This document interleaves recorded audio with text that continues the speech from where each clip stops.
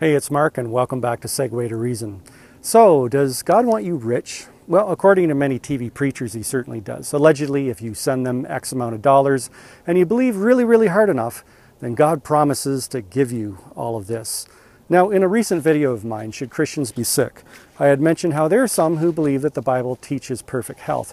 Now, in this video, I want to look at a similar teaching that often goes hand in hand with it, called the prosperity gospel, where not only does God want you perfectly healthy, but he also wants you perfectly wealthy. Now, I'll admit it, when I was about 17 to 18 years of age, I fell under the spell of these prosperity teachers. I believed that after graduating high school, God was going to make me into this multi-millionaire for Jesus, and this great wealth of mine would be this great testimony of God's goodness and faithfulness, and that all my pagan friends and neighbors would flock to come to Jesus. Ironically, it was not long after graduating high school that I spent 2 months in a third world country, where I was able to compare my first world lifestyle with theirs. And let's just say that by the time I got back to Canada, I was no longer following these prosperity teachers. And I've often reflected back upon that time and asked myself, what was I thinking? How could I have honestly thought that the Bible taught such things? And yet, you know, it really is quite simple. It boils down to human nature. Number one, I heard what I wanted to hear. And number two, there's always con men around who will tell you whatever you want to hear. But do you know the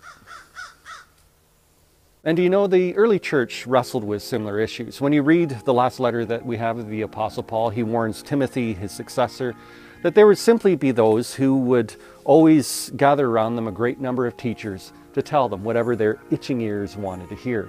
And let's face it, what Jesus had to say about money and material possessions isn't what we want to hear. We want to hear how we can become successful, how we can make more and more money, get more and more stuff. And yet Jesus said, well, you'd probably be happier living on less. Furthermore, he warned that where our treasure is, there also will be our heart. That you can't serve two masters. Either you will love the one or hate the other. That you can't serve both God and money. Ouch. And another thing that certainly isn't new under the sun is the fact that the early church had to deal with their own version of our televangelists. Again, in a letter that Paul wrote to Timothy, he warns Timothy of men who thought that godliness was a means of financial gain. Con men who thought that they could twist the scriptures to make a quick buck. And he urges Timothy that to be grateful, that as long as Timothy had a roof over his head, clothes on his back, and food on the table, then he should be content with that. For Timothy had brought nothing into this world, and he could take nothing out of it. And finally, he warns Timothy that the lust for money is a root of all kinds of evil. And you know, the older I get, the more I see the truth in that money can make people do really stupid things, including Christians who think that by sending money to a guy on TV, they can make a quick buck off of God. Okay, so what about you and I?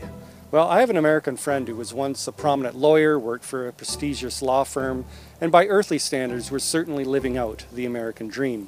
And yet, as a believer, he began to ask himself, well, how is he doing at living out the Christian dream? To make a long story short, and I'm certainly not implying that we're all required to do this, but my friend gave everything up and has since founded numerous orphanages around the world. And one thing that he's learned as he travels back and forth between North America and these countries is that not only do orphans in the third world need to be rescued out of certain poverty, but first world Christians need to be rescued out of their own materialistic culture. So what about you? Do you need to be rescued?